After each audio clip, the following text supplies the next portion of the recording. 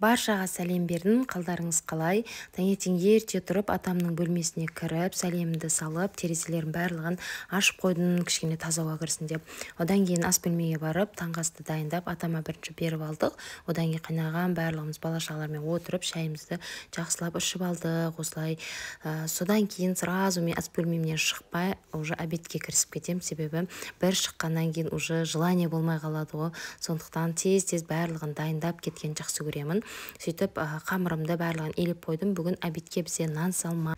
Сосын қамырды кесіп суға салып қойдым. Одан кейін етімді барлығын дайындап қойып, обедімізді күштілеп тұрып, қарнымызды тойдырып жеп алдық. Сосын балаларға осындай күшті қолда мороженое істеп берейін дедім.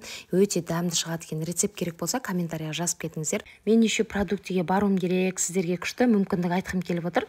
Если сіздер үйден шықпай-ақ продукты заказ берем десеңіздер, менің промокодымды пайдаланып, Айырба Фрештен продукты заказ берсеңіздер болады. Қазір сіздерге түсіндіріп кетем.